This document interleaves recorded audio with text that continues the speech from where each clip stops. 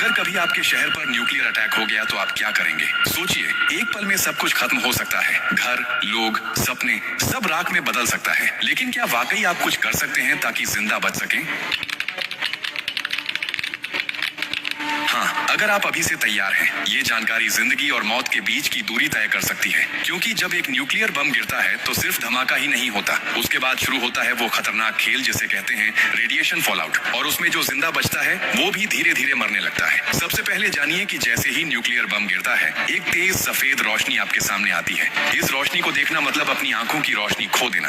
आप अंधे हो सकते हैं, स्थायी रूप से। इसलिए पहला कदम, जैसे ही धमाके की खबर मिले या रोशनी दिखे, तुरंत जमीन पर लेट जाइए, अपनी आंखें और कान बंद कर लीजिए और चेहरे को किसी कपड़े से ढक लीजिए। ये पहली रक्षा है। अब सवाल उठता है कि कहां जाएं? तो याद रखिए, अगर आपके आसपास कोई मेट्रो स्टेशन है, बेसमेंट है, अंडरग्राउंड पार्किंग है, तो वहीं भागिए। क्योंकि जमीन के नीचे रहना न्यूक्लियर फॉलआउट से बचने का सबसे कारगर तरीका है। लेकिन अगर कुछ नहीं है तो अपने घर को ही शेल्टर बनाना पड़ेगा। सारी खिड़कियां, दरवाजे बंद कर दीजिए। हर छोटी छोटी दरार को भी किसी कपड़े, टेप या गत्ते से बंद कीजिए। हवा का एक भी रास्ता नहीं खुला रहना चाहिए। अटैक से पहले या जैसे ही खबर मिले, आपके पास सिर्फ कुछ मिनट होंगे। उसी वक्त पानी भरिए, बाल्टी, बोतल, ड्रम, जो भी है। याद रखिए, अटैक के बाद पानी में रेडिएशन मिल सकता है। नल से पानी बिल्कुल मत पीजिए, इसीलिए पहले से स्टोर किया हुआ पानी ही जिंदगी बचाएगा। खाने के लिए ड्राई फूड रखें, बिस्किट, ड्राई फ्रूट्स, पैकेज्ड खाना जो बिना पकाए खाया जा सके। अगर गलती से आप बाहर थे और रेडिएशन में एक्सपोज हो गए तो जैसे ही अंदर आए, कपड़े उतारिए, उन्हें एक पॉलिथीन में बंद कर दीजिए और खुद को साबुन और स्टोर किए हुए पानी से अच्छे से धोइए।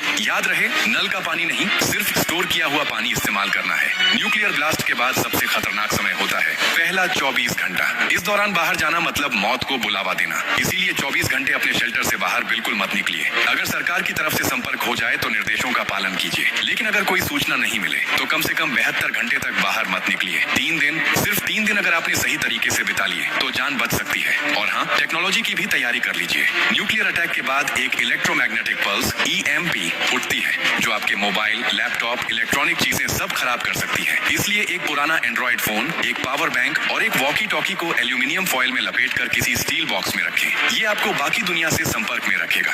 सबसे जरूरी बात, घबराइए मत, पैनिक नहीं करना है। हर फैसला सोच समझ कर लीजिए, क्योंकि न्यूक्लियर अटैक एक टाइम गेम है। जो जितना शांत रहेगा, उसकी जान बचने के चांस उतने ही ज्यादा होंगे। और याद रखिए, ये जानकारी सिर्फ आपके लिए नहीं, बल्कि आपके परिवार, दोस्तों, पड़ोसियों और पूरे समाज के लिए है। क्या आप अकेले सुरक्षित रहना चाहते हैं? नहीं ना? तो इस जानकारी को हर उस इंसान तक पहुंचाइए जिसकी जिंदगी की आपको परवाह है। हो सकता है आपकी एक शेयर से किसी माँ का बच्चा जिंदा रह जाए, किसी पिता की आखिरी उम्मीद बच जाए, किसी बहन का भाई लौट कर घर आ जाए। और यही तो असली इंसानियत है। और हाँ, जब आप जिंदगी बांट रहे हैं तो एक